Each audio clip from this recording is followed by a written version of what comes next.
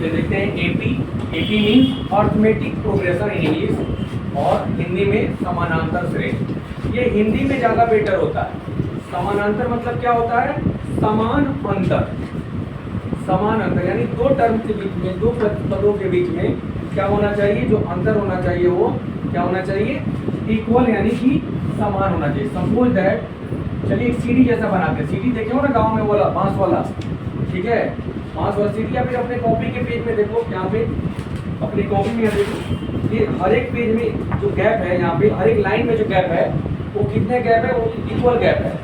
वो गैप कितना है? वो इक्वल गैप है, ठीक है। तो वो समानांतर श्रेणी में है। चलिए यहाँ देखिए, मान लीजिए ये आपका पहला टर्म है। क्या है? First term, okay. और ये क्या है? दूसरा है।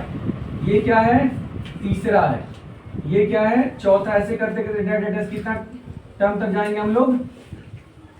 n टर्म तक जाएंगे। ये है A1, ये है A2, ये है A3, ये है A4, और ये क्या होगा? AN। A1 मीन्स पहला टर्म, फर्स्ट टर्म। A2 मतलब second term.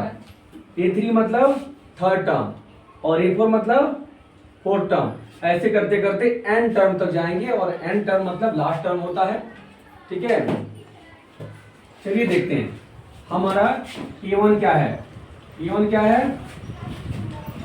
First term, first term, TERM। First term को ए भी केवल बोल सकते हैं, ठीक है। अच्छा, या फिर इसको T1 T2 भी बोलते हैं। हिंदी में क्या हो जाएगा? पहला पद, ठीक है। A2 हो जाएगा सेकेंड टर्म, मतलब दूसरा पद। A3 कितना हो जाएगा? थर्ड,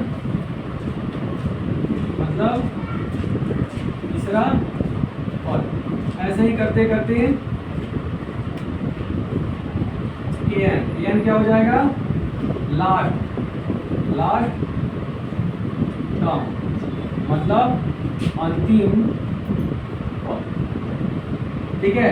इस A1 A2 को कहीं कहीं T1 T2 T3 T4 ऐसे डिस्कस करते करते TN तक लिखा जाता है। हम लोग के समय में ये चैप्टर, ये 10th में नहीं था, 11th में पढ़ना था, तो वहाँ T1 T2 ही पढ़ना था, A1 A2 नहीं पढ़ना था, ठीक है।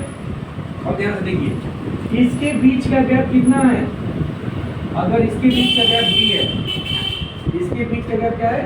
D है, तो इन दोनों के बीच का गैप भी क्या होगा?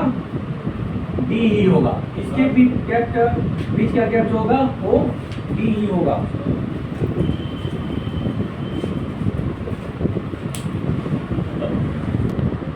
अब बात करते हैं नेक्स्ट। देखिए ये D क्या है? D क्या होता है? D कहते हैं common difference. Common difference, Hindi में सर्व अंतर। कॉमन डिफरेंस का मतलब ये सब में बराबर ही होगा। हर दो टर्म के बीच का जो डिफरेंस होगा वो बराबर होगा। अगर D निकालना हो तो कैसे निकलेगा? देखिए, ये निकालना हो तो इसमें से इसे घटा देंगे तो D निकल जाएगा, यानी A2 माइनस A1। फिर D निकालना हो तो A3 माइनस A2 कर सकते हैं। D निकालना हो तो A4 माइनस A3 कर, मतलब हर एक ज़्यादा वाले टर्म में से एक कम वाला टर्म निकाल लेंगे, माइनस कर लेंगे तो क्या हो जाएगा? D निकल जाएगा, ठीक है। लिखो, अभी कोई नहीं लिखेगा, पहले समझो, ठीक है।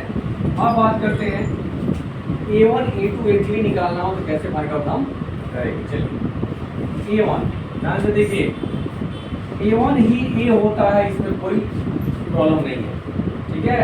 A और A1 एक ही चीज होता है। अब देखिए A2 निकालना है तो क्या करेंगे?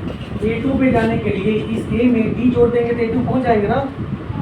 इस A में D जोड़ देंगे, ये A का टर्म है, A की लाइन है, और इसमें D जोड़ देंगे A2 पे पहुंच जाएंगे।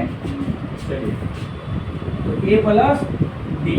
अच्छा, A3 निकालना हो तो क्या होगा? ध्यान से देखिए, A3 निकालना होगा तो क्या होगा, यहाँ पे A2 में D जोड़ देंगे, A2 में D जोड़ देंगे तो A2 प्लस D, या फिर एक और फॉर्मूला होता है इस पे जाने के लिए, A में 2 बार D जोड़ेंगे तो हो जाएगा ना, हाँ,